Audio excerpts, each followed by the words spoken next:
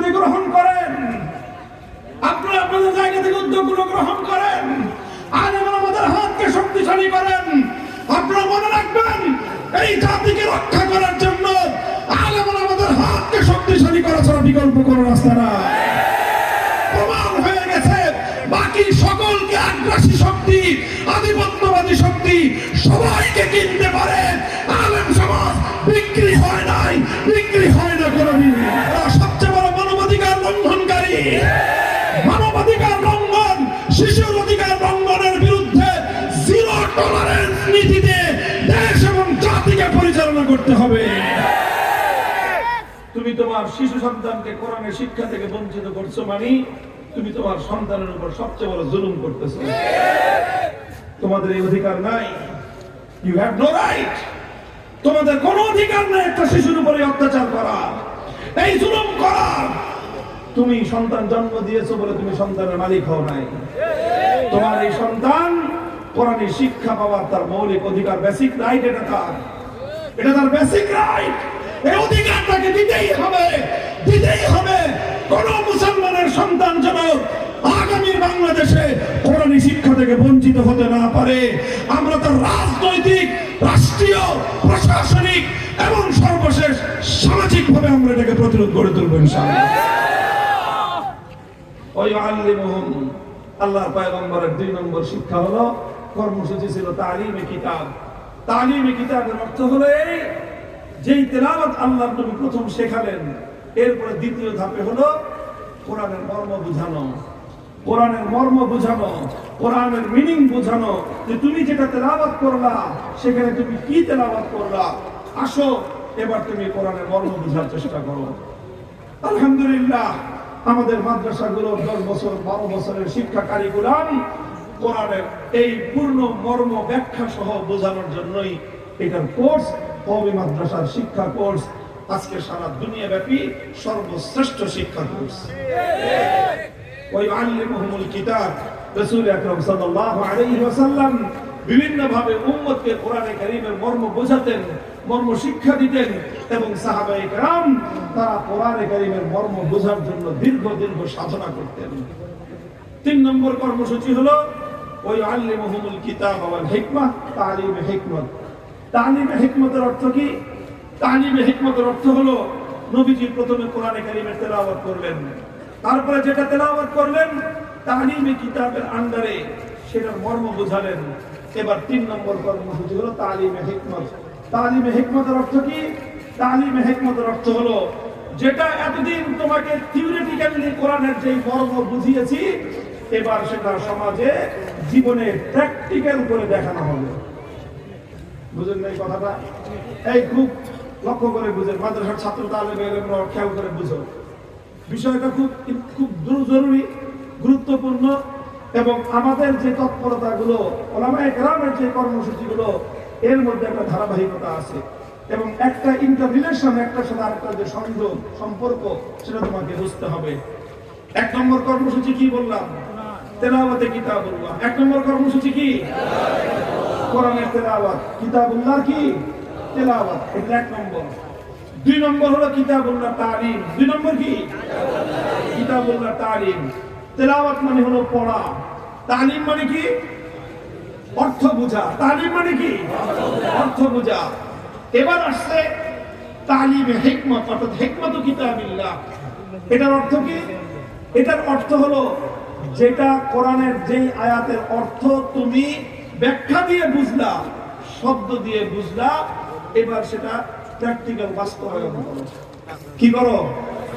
Practical বাস্তবায়ন করো। আমি যেমন আপনাকে উদাহরণ দেই, কোরআনে কারীমের একটা আয়াত তেলাওয়াত করা হলো, আস-সারিকু ওয়াস-সারিকাতু ফাকতাউ আইদিয়াহুমা জাযাআম বিমা কাসাবা নাকালাম মিনাল্লাহ আল্লাহু আজিজুন হাকীম। কোরআনে কারীমের এরকম অসংখ্য আয়াত। আল্লাহ পাক নামাজের কথা বলেছেন, উযুর কথা বলেছেন, ইযা কুমতুম ইলাস সালাতি ফাগসিলু ওয়ুজুহাকুম ওয়া আইদিয়াকুম ইলাল মারাফিক ওয়ামসাহু বিরুউসিকুম ওয়া আরজুলাকুম ইলাল কাবাইন। হে মুমিন, তুমি যখন নামাজ পড়তে চাও তখন তুমি কি করবে? উযু করবে। উযু কিভাবে করবে? মুখ ধৌত করবে, হাত ধৌত করবে, মাথা মাসাহ করবে, পাও ধুইবে। আল্লাহর কোরআন সংক্ষেপে মৌলিক কথাগুলো বলে গেছে। আল্লাহর নবী এটার মর্ম প্রথমে কথা দিয়ে বোঝাতেন, ব্যাখ্যা দিয়ে বোঝাতেন যে নামাজ পড়তে চাইলে পবিত্রতা অর্জন করতে হয়। পবিত্রতার অর্থ হলো উযু করতে হবে। উযু কেমনে করবে? হাত ধুবে, মুখ ধুবে, তারপরে মাথা মাসাই করবে, পাও ধুবে। এই সব কথাগুলি বলার দ্বারাই আল্লাহ নবীর দায়িত্ব শেষ হলো না। নবীজি এবার 3 নম্বর দায়িত্ব পালন করতেন। বলতেন, দেখো আসো, আমি তোমাদেরকে উযু করা কেমনে উযু করতে হয় সেটা হাতে কলমে শিক্ষা দিব। এরপরে নবীজি নিজে উযু করে সাহাবায়ে কেরামকে উযু শিক্ষা দিয়েছেন, নিজে নামাজ পড়েছেন, সাহাবায়ে কেরামকে বলেছেন আল্লাহর কোরআন যে তোমাদেরকে নামাজ পড়তে বলে, আমি তোমাদেরকে নামাজ পড়ার প্র্যাকটিক্যাল ট্রেনিং দেই। আল্লাহ নবী উম্মতকে বললেন, সল্লু কামা রাআইতুমুনি উসাল্লি, আমাকে যেভাবে নামাজ পড়তে দেখেছো তোমরা ঠিক সেইভাবে নামাজ পড়বা।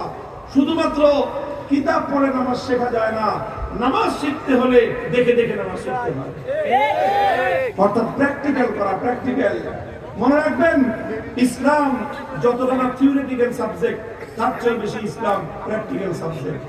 শুধু থিওরি করে ইসলাম বোঝা যায় না, প্র্যাকটিক্যাল শিখতে হয়। কাদের কাছ থেকে শিখতে হয়?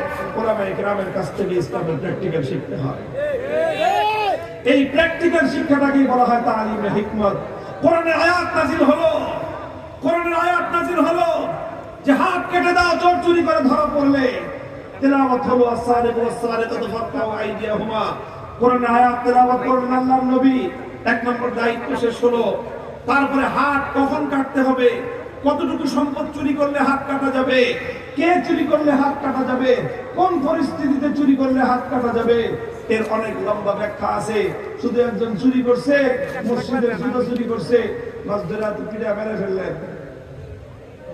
হ্যাঁ, একজনের পকেটে হাত দিয়ে আপনার 10 টাকা চুরি করছে, 100 টাকা চুরি করছে, বাস করে পিঠা মেরে ফেললেন।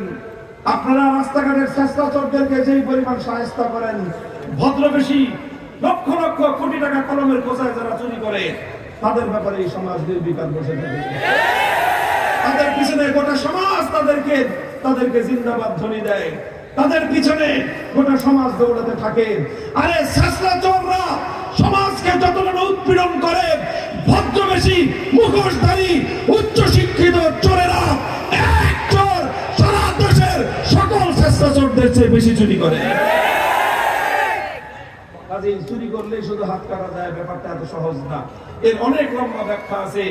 এটা আল্লাহর নবী সাহাবায়ে কেরামকে ব্যাখ্যা দিয়ে বুঝালেন যে কোন চোরের হাত কাটা যাবে, কখন হাত কাটা যাবে, কিভাবে হাত কাটা চোরের অপরাধ কিভাবে প্রমাণ হইতে হবে, কেমনে প্রমাণ হলে কিভাবে হাত কাটতে হবে, বিস্তারিত সব ব্যাখ্যা আল্লাহর নবী শিক্ষা দিলেন। এখানে দায়িত্ব শেষ হলো না। যখন ঘটনা ঘটলো, চুরি হলো, চোর ধরা পড়লো, আল্লাহর পয়গম্বর যেদিন মক্কা বিজয় করলেন, মক্কা বিজয়ের পরের দিন সেখানে চুরির ঘটনা ঘটে গেল, চোর ধরা পড়ে গেল। সাধারণ কোন চোর নয়, সম্ভ্রান্ত পরিবারের চোর, এক মহিলা চোর, নাম হলো তার ফাতেমা। সাধারণ কোন ঘরের মেয়ে না, একটা উচ্চ বংশের সম্ভ্রান্ত বংশের মেয়ে।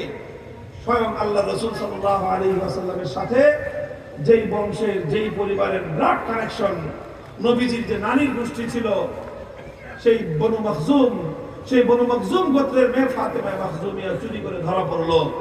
মক্কার লোকজন চিন্তা করলো যে এখন যদি মেয়েটার হাত কাটা যায়, একটা মেয়ের হাত কাটা যাবে, সঙ্গে পুরো বংশের নাক কাটা যাবে।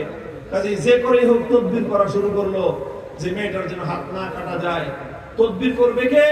শক্তিশালী আল্লাহর নবীর ঘনিষ্ঠ লোককে তৈরি করা হলো। উসামা ইবনে যায়েদকে বলা হলো, তুমি গিয়ে, সম্পর্কে তোমার দাদা লাগে, তোমাকে অনেক বেশি ভালোবাসে, তুমি গিয়ে তোমার দাদা মুহাম্মদ সাল্লাল্লাহু আলাইহি ওয়াসাল্লামকে বলবা যে ইয়া রাসূলুল্লাহ, এই যে মামলাটা আসতেছে, এই মামলার আসামি কিন্তু আপনার নানির বাড়ির লোক, কাজে আপনি একটু এটাকে ম্যানেজ করে নিয়েন। সে গিয়ে তদবির করলো। আল্লাহ রাসূল সাল্লাল্লাহু আলাইহি ওয়াসাল্লাম ক্ষিপ্ত হয়ে উঠলেন। ফাকান্নামা ফুতিয়া ফি ওয়াজহিহি হাব্বুর রুম্মান, আমার নবীর চেহারা রক্তিম বর্ণ ধারণ করে লাল হয়ে গেল। মনে হলো যেন আমার নবীর চেহারার মধ্যে বেদানার রস ছিটিয়ে দেওয়া হয়েছে। নবীজি উসামাকে ধমক দিলেন, উসামা আতাশফাউ ফি হাদ্দিন মিন হুদুদিল্লাহ, আল্লাহর কোরআনের বিধান বাস্তবায়ন হবে, তুমি তদবির বাণিজ্য নিয়ে আসছো, খবরদার আর কোনোদিন যেন তোমাকে আমি আল্লাহর কোরআনের কোনো বিধান বাস্তবায়নের পথে তদবির করে বাধা দেওয়ার জন্য তোমাকে আমি না দেখি। উসামাকে ধমক দিয়ে বিদায় করলেন। নবীজি বুঝতে পারলেন এটা শুধু উসামা একার কাজ নয়, উসামা অল্প বয়স্ক মানুষ, সে বুঝতে না পেরে আমার কাছে এসে বলেছে উসামার পিছনে বিরাট এক গোষ্ঠী আছে, এটা অন্য কোনো গোষ্ঠী